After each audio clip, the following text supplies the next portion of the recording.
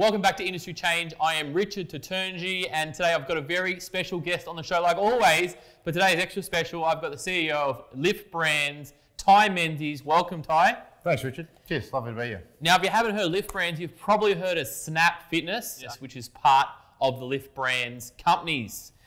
Welcome to the show. Thanks, mate. Now, Ty, I think we've known each other for a while. Seeing what you've done on the sidelines here, and it's interesting because I love journeys of people, sure. and you've gone on a very interesting journey, and yeah, I think very rightfully now the CEO of Lift Brands, because you've had a lot of experience, and that's what I love, and that's why I wanted to come on the show, because I want to understand from your perspective, where's the industry going in your world, because you've come from a background of independent owning clubs, owning franchises, now the CEO of managing over 300 locations. Mm-hmm. Talk about that journey from you, because it's been I think, people say, hey, that happened overnight, but I don't think it's been overnight for you, has it? No, it definitely hasn't been overnight. Look, from my perspective, interestingly, I started in the industry as a personal trainer. Yep. Back, sort of left school, did some study in that space and got into personal training and really enjoyed that space. Understood though that I really wanted to be a business owner. Understood that I wanted to step into ownership of clubs and knew that personal training was a great space and understanding that space was important, but I needed to step into sort of more a sales and club management space. And so I did that. I stepped into a sales space and very soon after stepped into club management. And it just flowed? You just went and gravitated? Yeah, look, 100%. I took some good advice from the right people at that point in time and listened to them. And look, I really looked up to a couple of particular mentors at that time that are actually still in the industry. And they gave me some great advice about those steps that I needed to take. And look, I probably got a bit of a break, but also put myself in the right space. And look, at the end of the day, it comes from delivering results and you kind of get seen and whatnot. And look, first club that I got to manage was a very large Gold's Gym over in London, in northwest London in Harrow, and that was a great experience. Learned a huge amount. Actually, interestingly, the man that hired me for that was the founder of the Gym Group. If you know the Gym Group over in the UK, guy by the name of John Trahan, and John's taken that business from nothing to, I think it's now 60 odd locations, and I think they're now a public listed company. So I learned a huge amount from him. So you had good mentorships in those early days. 100%. And you've got to ask the right questions, right? You've got to be involved with the right people, put yourself out there, have the conversations and ask that bit of advice. And then look, I came back from the UK. Fortunately for me, I was one of those guys that came back from the UK with a little bit of money in my pocket. And like the other half, eh? They come back with no money. With no money or plenty of debt, which was at the time my partner. So came back. I went around and had a look at a few different options, wanted to start my own thing, went to the bank and tried to borrow some money and no one was really very interested in that. And I came across a little franchise called EFM Health Clubs. Yep. Still around today, still going well? Yeah, still around today. And a lot of people don't know who they are or how they operate, but EFM is an interesting model, kind of a joint partnership with either schools, large businesses or local hospitals. Yeah, we've got a few EFM, shout out to EFM guys in our program as well. And it's all into different businesses. So that's why I think maybe the people aren't seeing it maybe as visually as a Snap person. 100%. So similar to what I always say to people, it's like an F45 style of training, that very boutique feel, small, but before any of that was even, popular. Even a thing, now it's a thing. 100%. So, I was fortunate. I was able to buy my first EFM in that franchise space at sort of the age of 21, 22, and ended up with 3 of those locations down in Melbourne.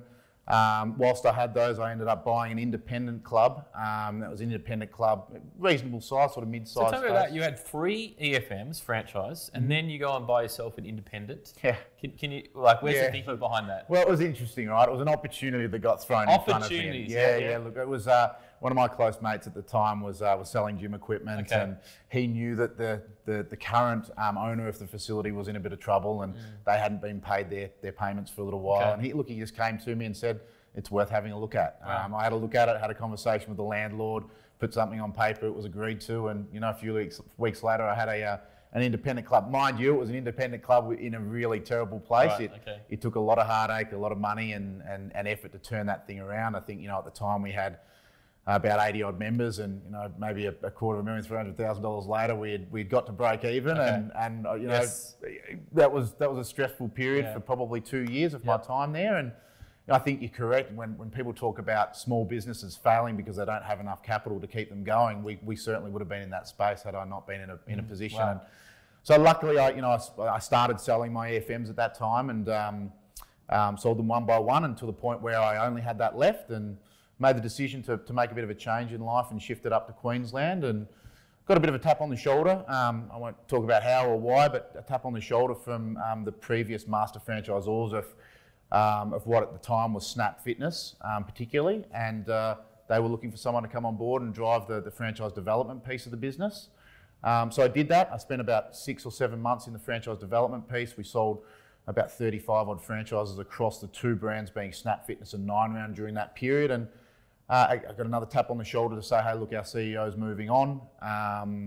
We would like you to put your hand up for that, and went through the recruitment process and obviously came out on top for that. And and look, it's progressed from there, So you guys have got Snap, correct me if I'm wrong, Yep. Snap, Fitness on Demand, is that correct? Yeah, so the Snap Fitness, which is our convenience model. Yep. 9 Round, which is more boutique, so Yep. 30-minute kickboxing fitness. And then we've got Fitness on Demand, which is our virtual training. So you're really taking care of all those elements there in those three brands. Yep. So across the board, it's interesting. So, they all have their own intricacies that we need to deal with. And but it looked great from our perspective. We're across each of those kind of environments. Yeah, you're in, and so it's Asia Pacific. Correct. So just to let you know, where is each? You got some in Asia as well. Yeah. New Zealand, Australia, is that correct? Yep. So Australia, we're 215 odd snaps, about 15 9 rounds at the moment. New Zealand, we're the strongest clubs over there, just shy of 60 snap locations. Yep. and about 12. I was over 9 there. You've got a rounds. very strong presence in New Zealand there. Yeah, Some yep. Good audiences down there. Yeah. Good trainers down there too. 100%. Yeah, no, New Zealand, we've been very strong. We got a good start in New Zealand and really pushed hard into New Zealand early days, and still growing there quite well. And then Fitness on Demand, across a range of locations. And then when we talk about Asia, really Snap's our main focus into Asia. So we've now got clubs in the Philippines, Indonesia, Hong Kong, Taiwan. We've just about to open our first clubs in Japan, doing a bit of work on Singapore, Vietnam, Cambodia, and Thailand. So really spreading it to a lot of major countries. Yeah, look, for us, Asia's a huge piece. Huge rising middle class. Fitness has become such a popular piece over there. So for us, that's definitely the market play. And look, certainly still focusing heavily on Australia, New Zealand, but there's definitely a huge opportunity over there for us. Very interesting opportunities and timing. We were just talking about that before we had a bit of a chat. And, timings in regards to, I said it's people come on and it's like, wow, where'd you come from? But you've had that journey, but then you see timings in Asia at the moment. You said timings in your independent club. Can you let me know a bit more about opportunities and timings and the right time to make the moves? Obviously, you've made hopefully the more good moves, but maybe you've made bad moves. But what's about timing? Talk about that. Hey, look, it was interesting actually. I was listening to a little video that our founder, Peter Taunton, did just recently, and he was talking about the fact that if you haven't failed in business, you haven't had a go, right? And trust me, I've definitely had my share of failures and lost money in different bits and pieces, and actually walked away from a couple of things along the journey as well. I think if you're not having a go and not failing, you're certainly not experiencing things and growing. So from my perspective, it's really important that when you look at that, if you're going to fail, you fail fast, and you make the decision to step out really quickly. Some people hold on too long, and losing a small amount of money, but stepping out, learning from it, moving on. You look at it from a learning opportunity more than anything. I mean, how much do people spend on a university degree, right? You've still got that debt sitting there. Well, what's the difference between going into a business, losing 30 grand, stepping out of it and going, you know what, I learned a hell of a lot. I'm not going to do that again. Failing fast, I like that. 100%. Failing fast, cut the losses straight away, having that gut instinct.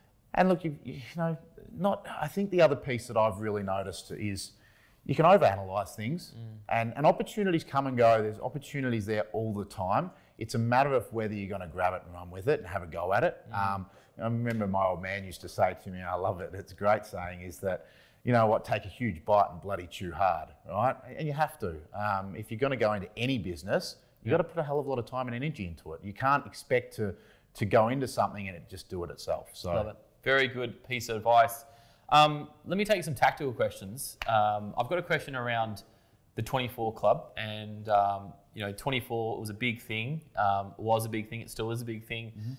Where do you see the future of 24? Is it the thing that you have to have now? Just is it standard now? Is it like you buy a burger and you need cheese with it, or is it like an extra that you have to have if you open up an independent or a franchise? Like, what are your thoughts on 24? Is it past its use by date?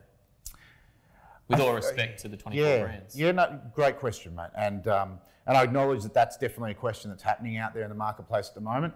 I think these days it's so easy to get that 24/7 piece, and not every location can gain it. I mean, you've obviously got to go through a process to get your DA approvals and so on. But I think it is definitely an important piece for the consumer because we don't live into a 9 to 5 world and people train at 6 and 5 anymore, right? Yep.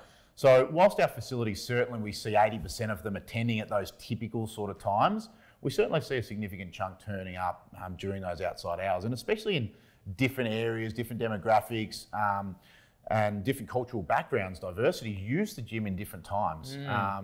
Typically we'll see members of some of our areas, especially down here in Sydney, using the gym up to 11, 12 p.m. at night, and versus regional Queensland, you won't see one person between sort of 8 p.m. and 5 or 6 a.m. So it's just different from that perspective. Yeah. So definitely important. I think it's definitely something that clubs should and easy enough to get. Is it the be-all and end-all? No, I think the be-all and end-all is changing a little bit in terms of what's important. And for me, convenience is still very important, and I put convenience 24/7 under that convenience space, as with multiple locations, ease of access and so on. But I think the other piece really now that the consumer is driving is a real sense of community within their club and results. I think those two items really got lost through the start of the 24/7 boom, and convenience became just low cost, lots of locations, just the basics and not the extras that really make the difference. It's interesting you say that because now obviously there's more locations coming aboard. Every suburb has 3 or 4 gyms there. So what we're seeing here then is you're saying, okay, everybody's got that standard now. We've got the 24, we've raised the bar, we've got convenience, we've got nice equipment.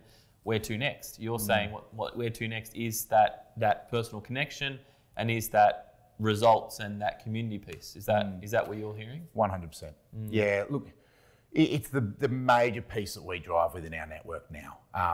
Look, at the end of the day, someone will join your facility, and it doesn't matter what it is, whether it's a 24/7 club or a boutique club, someone will join your facility majority of the time for convenience because it's easy for them, whether it be really close to work, home, whatever it might be. Yes, they might travel that little bit further because their friend goes there, they really love the style of training or whatever else it might be. So, but the other piece to that is that now in each suburb, most people have got multiple locations within that convenience space. It's only 3 minutes to probably 5 or 6 other facilities. So now it's very much around, okay, well, you've got to have a great facility to start with. You've got to have a great product and offering. But people want to, from that perspective, it's then, okay, well, someone will join for that reason. Someone will join because they can see that community piece. But I guess the longevity is that they're enjoying being there and that they're seeing their results. And so that's where we've really started to focus a lot of our attention. What are we doing within our stores, both instructor-led, so new programs, offerings, etc., as well as technology-based and technology connectivity piece as well. So both of those have been. When I was in New Zealand, I saw your trainers and I saw the passion they have. And I've been to a lot of gyms and a lot of 24s, a lot of franchises, but there was something about what you provide, and we talked before around the education piece, where you're open for education, where some people may not be open for education, they keep that education in a very branded way. Tell me about your belief on education to grow a brand of Snap and the Lift brand. Sure. Lift brands. Look, I think education is the number one key component to winning in any sort of space, right? When we talk franchising, there's so many different thought processes on franchising. I've been in it for a long time, and I have my very distinct way of operating a franchise business. And so franchising is all about the more flexibility you give, the less control you have, and the less brand sometimes you have. So if you lose that control, you're basically losing your brand. And so it's really important for us to balance that because people love flexibility, and in franchising, you kind of, there's that saying, you're in business on your own, but not by yourself, right? Sure. Or for yourself, not by yourself, I should say. And so when I look at that, I go, okay, well, we want these guys to have their own flavour to a business. Yes. So we're going to definitely educate them. We've got to give them all the tools and resources they can. So we run a huge amount of education for everyone within our network. We do quite a significant amount for our PTs, a huge amount for our club managers, and specific stuff for our franchisees. And that's both face-to-face and online. And so there's got to be that element of education within for us to ensure that we're winning and driving forward. But it's important for these guys to get different thought process, different ideas that they can bring them into our network. Because, you know, if we keep things enclosed, we're not thinking outside the square or the circle, right? We're not thinking, okay, what are those guys doing? How are they doing it? You know, listening to something from Com or from anyone else out there in the marketplace. Well, what's working for them? How do we then bring that into our network and standardise it? So if these guys aren't attending external education, I mean, they're not getting that. We're not getting that as an organisation. So, you know, whether it be our club managers, our franchisees, or our personal trainers, that's one element. But we even send our head office team to quite a lot of education out there from the industry as well. So yeah, great perspective and fresh perspective. Tell me about let's look at about somebody's about to join, like they're ready to invest in something, okay, and they don't know where to put their money or what to do at this point. What sort of, I guess, roadmap would you give somebody in that situation? There might have been a PT and they want to go to a gym or they want to buy a studio. I mean, there's so many options out there. How would you give advice to somebody that may be in your shoes and doesn't know which way to go, which way to turn? What should they be looking for if they're going down the franchise road? Or the bigger question, should they go independent? Like is everybody suited for a franchise, and what kind of do you need to have as a checklist to go through that process? Yes and no. I think, so good question. From a perspective of independent versus franchise, yes, there's definitely differences and significant differences. If you're someone that's very entrepreneurial and you're really keen to give it a go and design your own thing, you've got a great idea, go independent. Do your thing, make it happen. I love that you say that. Very entrepreneurial, independent, do your own thing, that creativeness. Yep, absolutely. And let that flow, right? Okay. Because that will flow into your clients and it'll work. We see it all the time. People with that coming to a franchise because sometimes it's their first go, they don't back themselves, whatever it might be. And franchise can be a great place to start because entrepreneurial people don't necessarily, they've got great ideas and they can see a vision, but they don't necessarily have all the tools to bring it together. Yes. And so we still can work with someone that's in that entrepreneurial space. It's just sometimes that little bit more difficult, not always for us, but quite often for them. Yes. Right? To settle into the franchising kind of. Yes. I think I'd be one of those people, you know what I mean? I think I'd be a bad franchise. I wouldn't call it a bad franchisee. Yeah. It's just they're indifferent, right? And we need to work with them. Look, for us, we have every type of franchisee out there, different ages, different backgrounds, different business experience.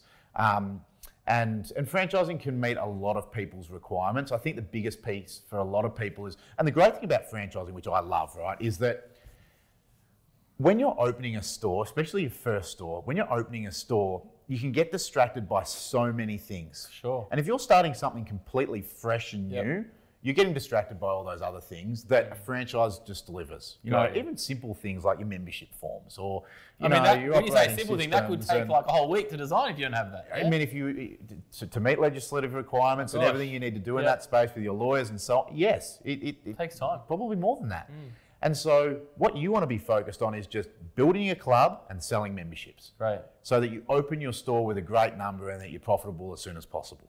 So then if we go down that road, let's say, okay, I've decided on a franchise, how do you choose by the endless options out there in the marketplace today?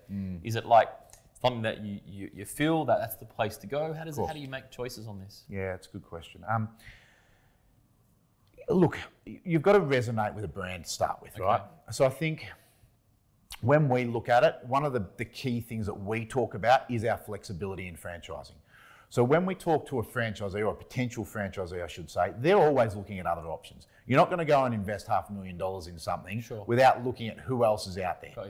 And so majority of the guys that are buying into our franchise are in that space, that they've got the entrepreneurial spirit, but they know they don't want to waste all their time over here, but they want to bring some of their own flavour to it. So for us, even down to the look and feel of a location, the layout of the floor plan. We don't say to you, okay, we're going to design it for you and that's the way it's going to be. That design, majority of the time, happens between you as a franchisee and our design team, which are an external party that you work with quite collaboratively. You build a club or you design a club, and then it comes to us. We might tweak a couple of little things just because we know how it works better, but we like our franchisees to have that involvement and that ability to make some decisions around what's specific for not just their location, the demographics in the area and the cultural diversity in the area, but for them as an individual. We get a lot of franchisees that just want to run the play. They just want to run exactly what a Snap Fitness should look like and how it's set up. But then there's others out there that come from significant PT background. And you know what? They want to build a bigger functional training space and have more in that space to be able to deliver really strong in that. So we've got that flexibility. And that's a big piece to a lot of the guys coming on board. I like that a lot because it does take care of a few needs, especially when you're putting $500,000, whatever that figure is. You do want that sense of ownership. I created this, and this is my flavour. I'm assuming that's very important for somebody doing. 100%.